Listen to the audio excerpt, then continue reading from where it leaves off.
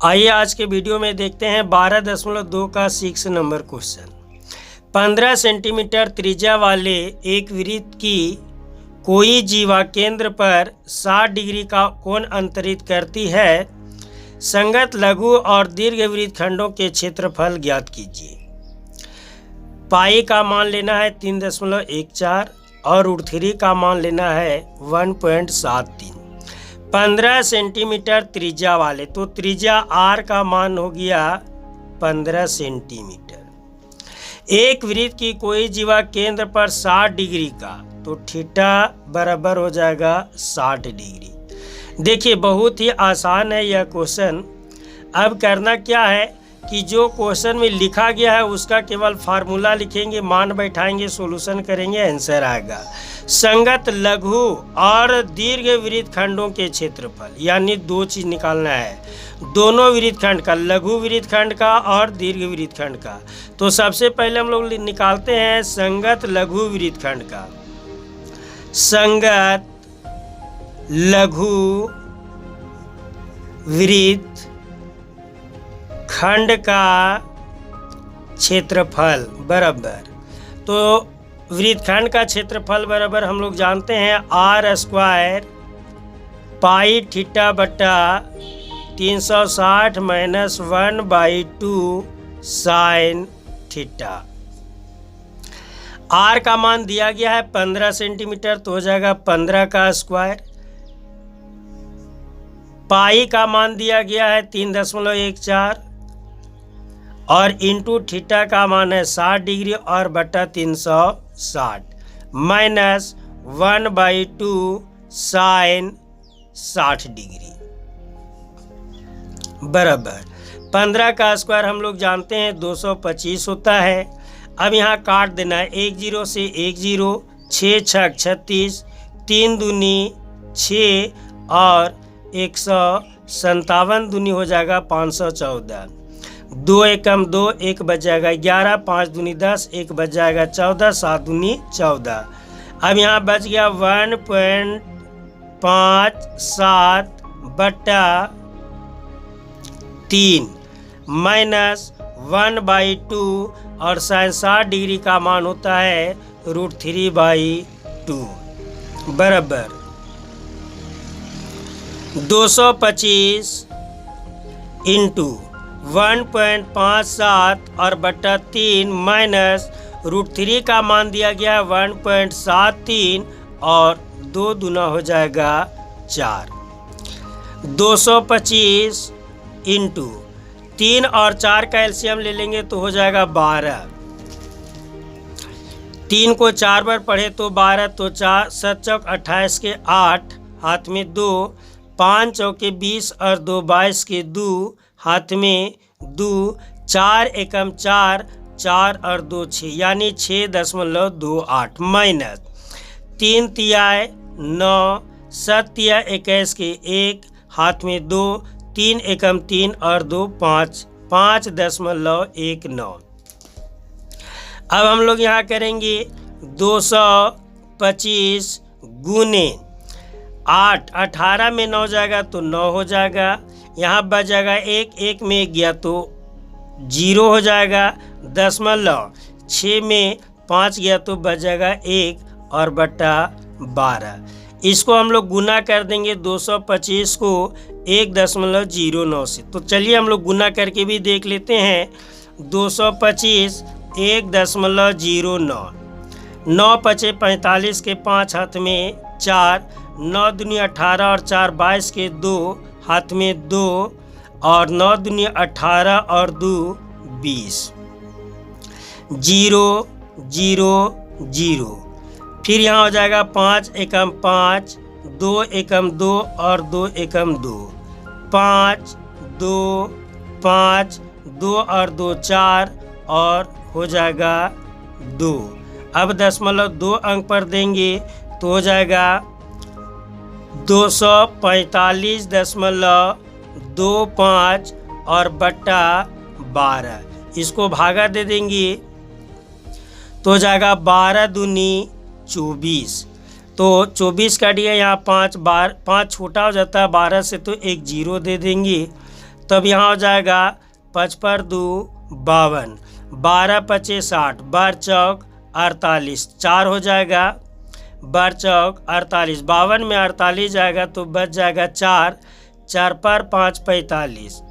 अब हो जाएगा 12 तिया 36, 12 तिया 36, तो 45 में 36 चला जाएगा तो 4 और 45 में 36 जाएगा तो 5 और 9 बचेगा। फिर 9 पर एक 0 हो जाएगा तो 12 सते 84, 12 सते 84। अब यहाँ बच जाएगा 12 तिया 36, 84। यहाँ पर हो गया था 36 4 और हमको लगता है 12 पचे 60, 6 बचेगा तो 12 पचे 60 यानी कट करके आ जाएगा 20.4375 सेंटीमीटर स्क्वायर इसका आंसर। चलिए एक बार हम लोग भागा दे करके भी देख लेते हैं कि इसका आंसर आता कितना है।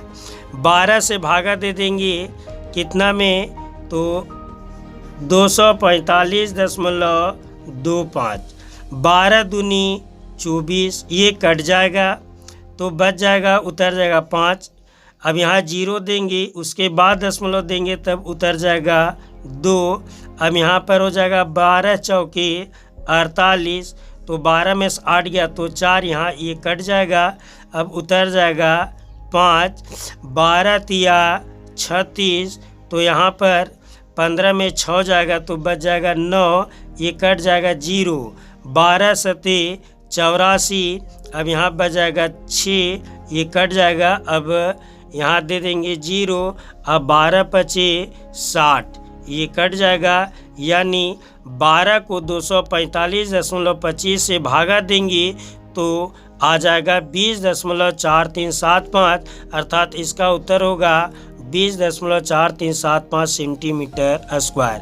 तो अभी हमने देखा बहुत ही आसान तरीके से अभी संगत लघु वृत्तखंड का क्षेत्रफल निकाले हैं। तो अब यहाँ हम लोग ध्यान देंगे कि किसी भी वृत्त को जब 2 भागों में बांटा जाता है तो एक लघु वृत्तखंड बनता है और एक दीर्घ वृत्तखंड बनता है। अब हमें निकालना है दीर्घ वृत्तखंड का क्षेत्रफल। तो हम लोग क्या करेंगे कि पूरे वृत्त का क्षेत्रफल निकालेंगे और लघु वृत्तखंड का क्षेत्रफल अभी हमारे पास आया है 20.4375, इसे घटा देंगे, इसका आंसर आ जाएगा।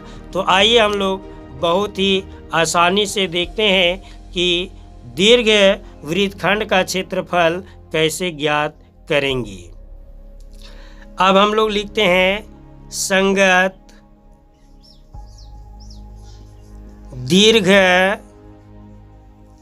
वृत्तखंड का क्षेत्रफल, तो बराबर हो जाएगा वृत्त का क्षेत्रफल, जैसा कि अभी बता रहे थे, वृत्त का क्षेत्रफल माइनस संगत लघु वृत्तखंड का क्षेत्रफल।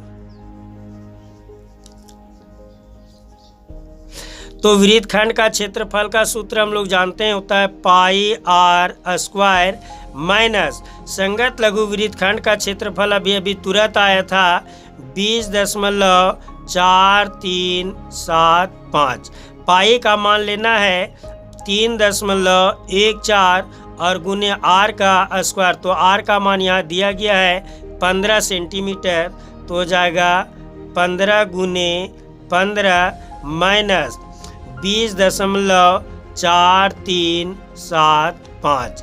अब हम लोग 15 225 को 3.14 से गुना कर देते हैं, तब हो जाएगा 5 चौके 20 के 0 हाथ में 2, 4 दूनी 8 और 2 10 के 0 हाथ में 1, 4 दूनी 8 और 1 900। फिर से हम लोग चेक करते हैं, 5 चौके 20 के 0 हाथ में 2, 4 दूनी 8 2 10 और 4 दूनी 8 और 1 9, 5 एकम 5, 2 एकम 2 और फिर 2 एकम 2, 5 तिया 15 के 5 हाथ में 1, 3 दूनी 6 और 1 7 और 3 दूनी 6, तो हो जाएगा 0 5, 9 2 11, 5 16 के 6 हाथ में 1, 7 2 9 और 1 10 के 0 हाथ में 1, 6 और 1 7.2 अंक पर, अर्थात ये आ जाएगा 706.50 माइनस 20.4375। अब यहाँ ध्यान देंगे कि दशमलव के बाद 4 अंक है, तो यहाँ 2 जीरो और बैठा देते हैं। अब घटा देंगे, 10 में से 5 गया तो 5, यहाँ बच जाएगा 9, 9 में 7 गया तो बच जाएगा 2, यहाँ फिर बच गया 9, 9 में 3 चला जाएगा तो बच जाएगा 6, यहाँ बच गया 4, 4 में 4 चला जाएगा तो 0 दशमलव। अब यहाँ बच गया 6, 6 में 0 जाएगा तो 6 और 2, 10 में से 2 गया तो 8, और फिर यहाँ बच जाएगा 6, तो इसका आंसर हो जाएगा 686.0625 सेंटीमीटर स्क्वायर। अतः संगत लघु वृत्त खंड का क्षेत्रफल 20.4375 सेंटीमीटर स्क्वायर और दीर्घ वृत्त खंड का क्षेत्रफल 686.0625 सेंटीमीटर स्क्वायर। 12.2 का 7 नंबर क्वेश्चन, त्रिज्या 12 सेंटीमीटर वाले एक वृत्त की कोई जीवा, त्रिज्या 12 सेंटीमीटर वाले एक वृत्त की कोई जीवा केंद्र पर 120 डिग्री का कोण अंतरित करती है, संगत वृत्त खंड का क्षेत्रफल ज्ञात कीजिए। त्रिज्या 12 सेंटीमीटर, तो त्रिज्या r बराबर 12 सेंटीमीटर, थीटा का मान दिया गया है 120 डिग्री, संगत वृत्त खंड का क्षेत्रफल, संगत वृत्त खंड का क्षेत्रफल ज्ञात करना है, तो संगत वृत्त खंड का क्षेत्रफल बराबर होता है संगत वृत्त खंड का क्षेत्रफल बराबर r स्क्वायर पाई थीटा बटा 360 माइनस 1/2 साइन थीटा। r का मान दिया गया है 12 सेंटीमीटर, तो हो जाएगा 12 का स्क्वायर, और पाई का मान दिया गया है 3.14 गुने थीटा का मान है 120 बटा 360 माइनस 1/2 साइन 120 डिग्री। 1 0 से 1 0, 12 तिया 36, 12 का स्क्वायर 144 इंटू 3.14 बटा 3 माइनस 1/2 साइन। अब साइन यहाँ 120 डिग्री का मान नहीं होता है, तो साइन 120 डिग्री के मान के लिए हमको लिखना पड़ेगा साइन 180 माइनस 60, साइन 180 माइनस 60, तब यहाँ हो जाएगा 144 इंटू 3.14 और बटा 3 माइनस 1/2 और sine 90 degree minus theta equal to, अब यहाँ है साइन 180 माइनस 60 डिग्री, तो हो जाएगा साइन 60 डिग्री, और साइन 60 डिग्री का मान होता है √3/2। अब यहाँ आ जाएगा 144 इंटू 3.14 और बटा 3 माइनस √3 का मान दिया गया है 1.73 और 2 दूनी हो जाएगा 4। अब यहाँ एलसीएम ले लेंगे 3 और 4 का, तब हो जाएगा 12, तो बराबर 144 इंटू 3 चौके 12 अब यहाँ पर 4 चौक 16 के 6, हाथ में 1, 4 एकम 4 और 1 5, दशमलव 4 तिया 12 माइनस 3 तिया 9, 3 7 तिया 21 के 1, हाथ में 2, 3 एकम 3 2 5 यानी 5.19। अब यहाँ बच जाता है बराबर 144 इंटू, अब यहाँ घटा देंगे, 16 में 9 गया क्योंकि 6 छोटा हो जाता है 9 बड़ा हो जाता है, तो 16 में 9 गया तो बच जाएगा 9 7 16 यानी 7 बचेगा। फिर यहाँ बच जाएगा 5, 5 में से 1 गया तो बच जाएगा 4। इसके बाद यहाँ घटाने में लगता है थोड़ा सा मिस्टेक हो रहा है। 16 में से 9 गया तो हो जाएगा 7। अब यहाँ बच जाएगा 4, 4 में से 1 गया तो हो जाएगा 3 दशमलव।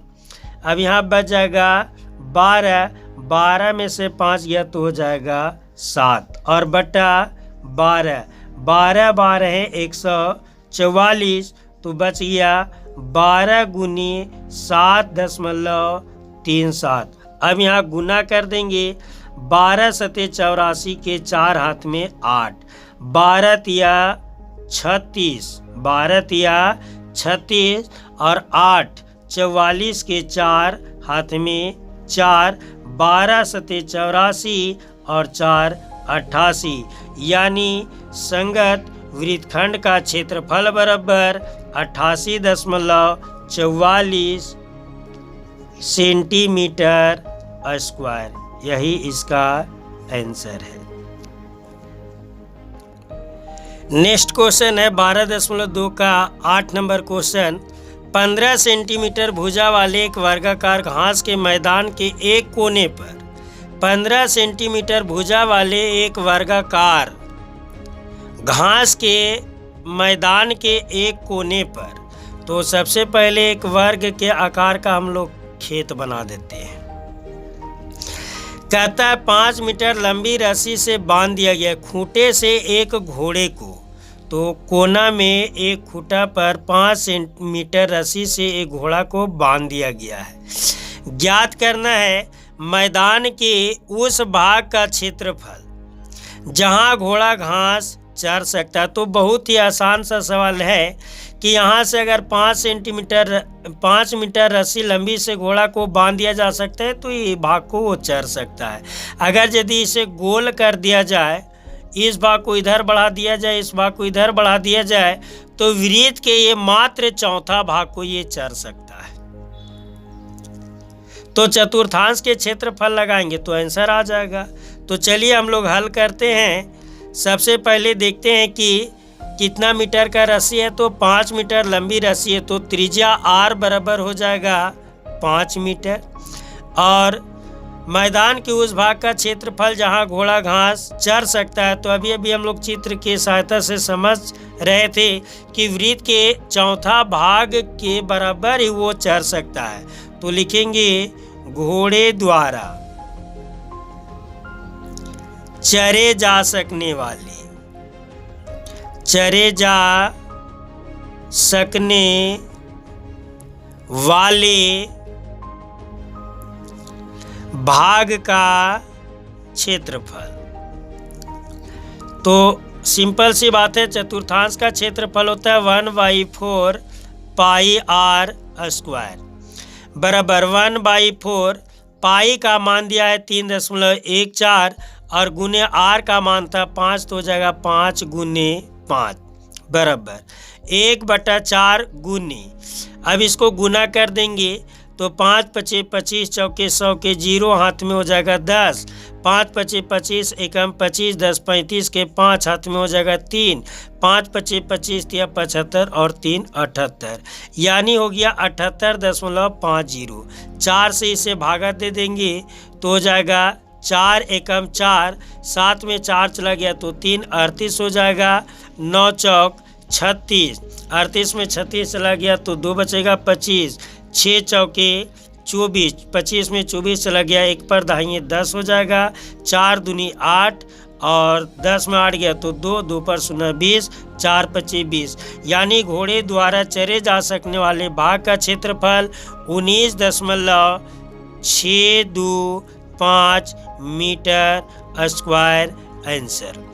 अब हम लोग देखते हैं कि ये घोड़े द्वारा चरे जा सकने वाले भाग का क्षेत्रफल, लेकिन नेक्स्ट क्वेश्चन में कहता क्या है, तो चरे जा सकने वाले क्षेत्रफल में वृद्धि, चरे जा सकने वाले क्षेत्रफल में वृद्धि यदि घोड़े को 5 मीटर लंबी रस्सी के स्थान पर 5-10 मीटर लंबी रस्सी से बांध दिया जाता है।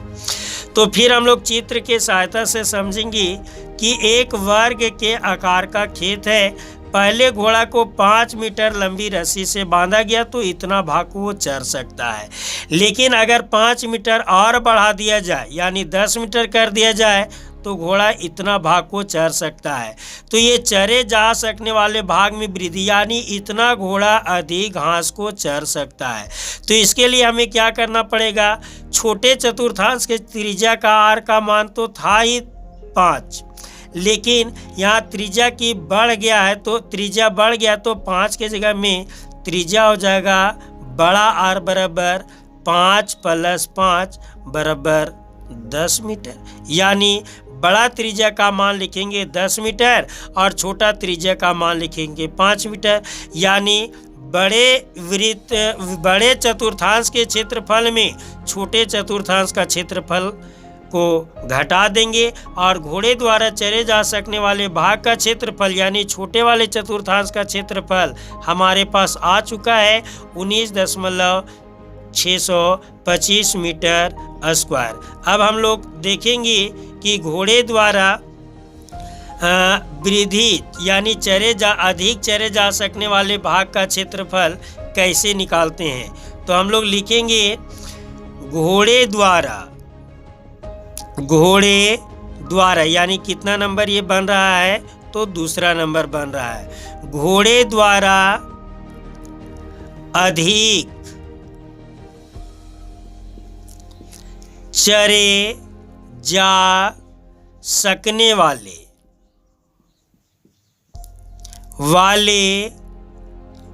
भाग का क्षेत्रफल। तो अभी हम लोग देखें कि त्रिज्या का मान बढ़ जाता है, यानी r बराबर हो जाएगा 5 + 5 बराबर 10 मीटर और छोटे वाले त्रिज्या का मान दिया गया था 5 मीटर। तो हम लोग लिखेंगे 1/4 पाई बड़ा आर स्क्वायर माइनस 19.625। यानी इसको हम लोग सूत्र भी डायरेक्ट लिख सकते हैं और नहीं तो लिख सकते हैं बड़े चतुर्थांश का क्षेत्रफल, बड़े चतुर्थांश का क्षेत्रफल माइनस छोटे चतुर्थांश का क्षेत्रफल।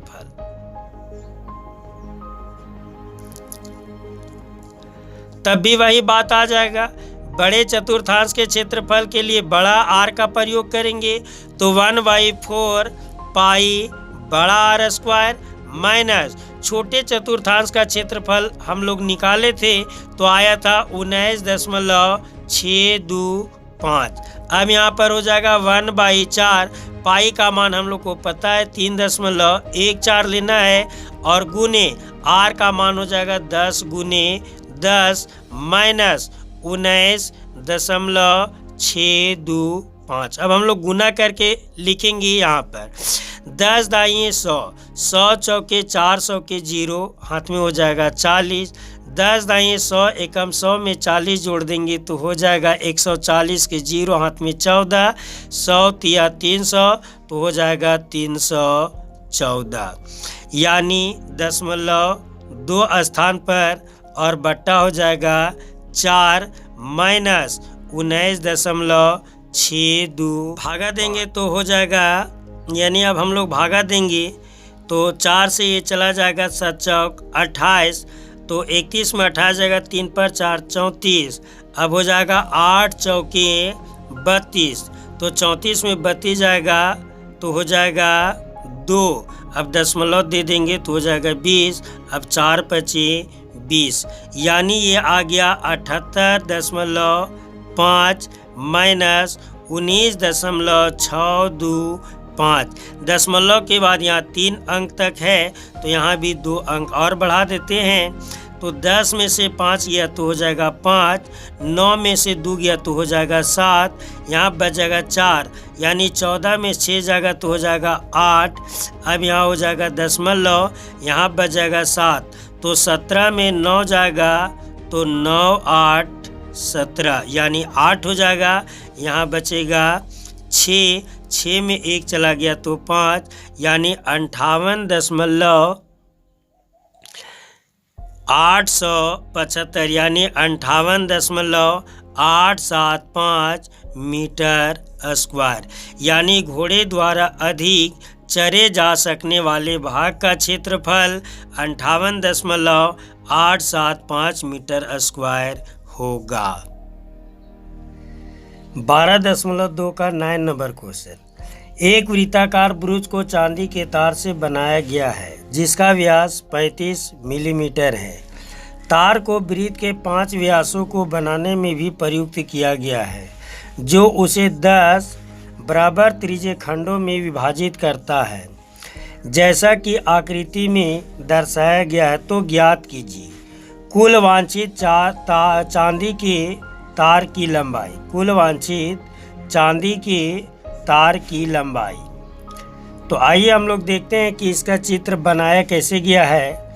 सबसे पहले कि 5 व्यास दिया गया है तो 1 2 3 4 5, ये कुल 5 व्यास की कुल लंबाई निकालेंगे और इसके ऊपर एक परिधि को लगाया गया है। तो हम लोग हल करते हैं। सबसे पहले लिखेंगे त्रिज्या व्यास। व्यास D बराबर 35 mm, इसलिए त्रिज्या R बराबर हो जाएगा 35/2 mm। अब कुल व्यासों की लंबाई, तो व्यास की कुल संख्या कितना दिया गया है 5, तो लिखते हैं कुल व्यास की लंबाई। तो व्यास की संख्या 5 और एक व्यास की लंबाई 35 है तो हो जाएगा 5 25 25 के 5 5 थे 15 और 2 17, 175 मिलीमीटर। अब यहाँ इसके ऊपर एक परिधि को लगाया गया है तो वृत्त की परिधि, वृत्त की परिधि बराबर होता है 2 पाई r 2 गुने 22/7 गुने 35/2। 7 पचे 35, 2 से 2 कट जाएगा और 22 और 5 बच गया तो 22 पचे 110 मिलीमीटर। अब लिखेंगे चांदी की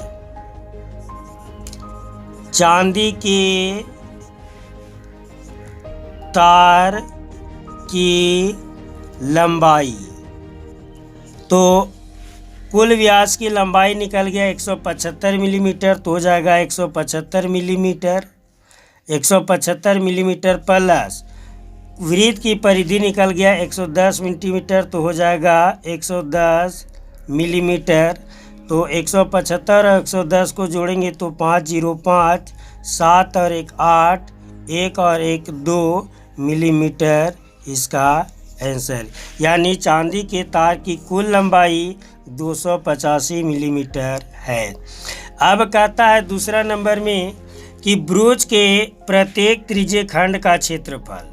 तो ब्रुज में हम देखेंगे कि कितना त्रिज्यीय खंड का निर्माण करता है। तो 1 2 3 4 5 6 7 8 9 10 और यहाँ लिखा भी है कि उसे 10 बराबर त्रिज्य खंडों में बांटा जाता है, लेकिन किसको? तो वृत्त को।